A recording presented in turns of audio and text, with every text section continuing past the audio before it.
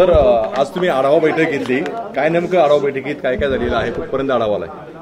नाही, आज न्यायमूर्ती शिंदे साहेबांच्या ज्या शिफारसी आहेत त्यांचे जे अहवाल शासनाला सादर झाले होते त्याच्या अंमलबजावणी संदर्भात आज चर्चा झाली आणि मग त्या अंमलबजावणीमध्ये काही त्रुटी काही अडचणी आहेत का स्वतः न्यायमूर्ती शिंदे साहेब आज उपस्थित होते आणि त्यानंतर मग आता या सगळ्या कायदेशीर बाबी आपण तपासून घेतो.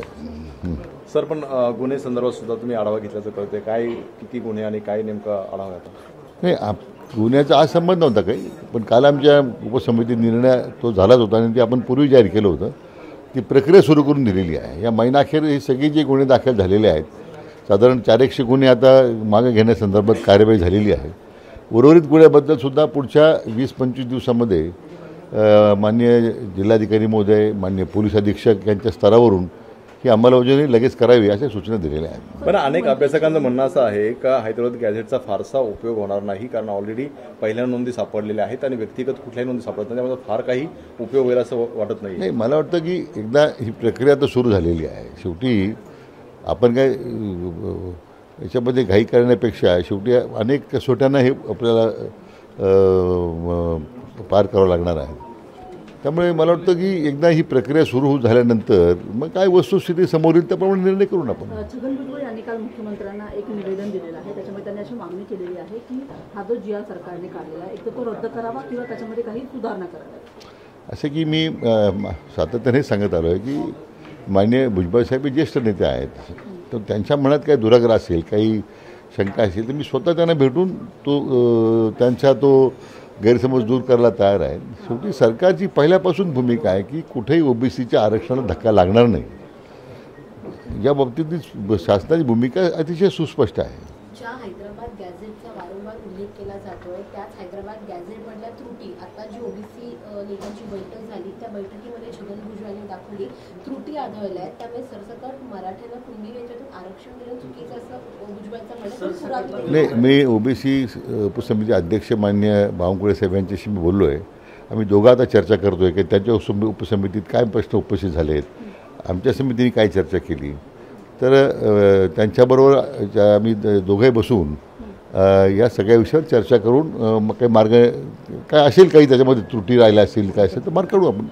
सर जे आंदोलकांचं असं म्हटलेलं आहे त्याच्यामुळे सरसकट सगळ्यांनाच आरक्षण मिळेल असं ओबीसी नेत्यांनी. मला वाटतं तो प्रत्येकाचं एक त्याचं हे झालं आहे कन्सेप्ट, काही कन्सेप्ट तयार झाले लोकांच्या, एक इम्प्रेशन तयार झालेलं आहे. तसं वास्तव नाही आहे. जे काही समोर जे काही आता कायद्याच्या चौकटीत बसून प्रक्रिया राबवायची आहे त्यासाठीच आपण पुढे चाललो आहे ना. आता पण जरांगे पाटलांनी पुन्हा एकदा इशारा दिला, त्यामुळे राज्य सरकारकडे काय पर्याय आहेत, काय करणार? नाही, जरांगे पाटील साहेबांना मी ऑलरेडी आपण त्यांनी दिलेल्या त्यांच्याबरोबर झालेल्या चर्चेमध्ये आणि सरकारने काढलेल्या अध्यादेशाप्रमाणे प्रक्रिया सुरू आहे. तर थोडा जो कालावधी लागतो या सगळ्या म्हणून कायद्याच्या चौकटीत बसून हे सगळ्या कसोटीला टिकलं पाहिजे. आणि शेवटी आमच्या ओबीसी बांधवांनाही कुठं आम्ही त्यांच्या हक्काचं संरक्षण आम्ही करतोय, त्यांना कुठेही त्यांच्या हक्क हिरावून घेत नाही आपण. पण ज्या प्रकारे दावा केलेला आहे आणि मराठा उपसमितीच्या बैठका सुरू होत असताना दादरमध्ये शिवतीर्थ या ठिकाणी उद्धव ठाकरे जे तर राज ठाकरे यांच्या भेटीला पोहोचलेले आहेत. सध्याच्या राजकीय घडामोडी सुरू असताना दोन नेत्यांची भेट होणं देखील तेवढंच महत्त्व. असं दोन्ही राज ठाकरे आणि उद्धवजींना ते एकत्र भेटत आहेत. तो आता आज भेटत नाही, ते रोज लग्नात भेटतात. मला वाटतं मध्यंतरी कुठल्या लग्नात सणासाठी भेटतात, गणपती करता भेटतात, ते भेट जाऊच राहतात. त्यांनी काही नाही असं आता ते काय भेटतात ते त्यांना विचारलं पाहिजे ना. त्याचा परिणाम होतो तुमच्यावरती, महायुतीवरती परिणाम होतोय? महायुतीवर कुठलाच परिणाम नाही. महायुतीवर परिणाम हे विधानसभेने दाखवून दिलेला आहे. सर मृतांची ती मदत काल तुम्ही दिली आहे ती महत्वाची. आता 96 लोकांना यापूर्वी आपण 15 लोकांना मदत केली होती, 150 लोकांना मदत दिली आपण, 15 कोटी रुपये वितरित झाले होते. आता राहिलेल्या 96 लोकांसुद्धा त्यांचीसुद्धा मदत मान्य जिल्हाधिकाऱ्यांच्याकडे त्या जिल्ह्याकडे पाठवण्यात आलेली आहे. आता राहिले फक्त 2 लोक राहिले की ज्या आंदोलनाच्या दरम्यान मृत्युमुखी पडले. त्याचे आता एकदा जिल्हाधिकारी स्तरावरून त्याचा पंचनामा आमच्याकडे आला ती रक्कम अदा करण्यात येईल. सर दुसरा प्रश्न असा आहे की विनोद पाटील असेल किंवा कोणतरी असतील हे मराठा आंदोलनात सहभागी होते, त्यांनी हे प्रश्न उपस्थित केलेले आहेत का हैदराबाद गॅझेटचा काहीही उपयोग होणार नाहीये? मला ह्या अभ्यासकांचं कधी फार आश्चर्य वाटतं. आता जरंगे पाटील आंदोलन 5 दिवस मुंबईत चालू होतं, यांनी यायचं आंदोलनाच्या ठिकाणी, तिथे काही कोण व्यक्तिगत आंदोलन नव्हतं ना. मराठा बांधवांसाठी एवढी आता काय झालं की निर्णय झाल्यानंतर अभ्यासक जागे झाले. आपला अडचण ती आहे, आपले अभ्यासक वेळेवर बोलत नाहीत, मग आफ्टर थॉट बोलतात. त्याच्यात समाजाचं आम्ही नुकसान करतोय तर भान ते ठेवत नाही. माझी त्यांना एवढीच विनंती आहे की एक ओपन प्लॅटफॉर्म तुम्हाला दिलं होतं जरांगे पाटलांनी, यायचं भूमिका मांडायची.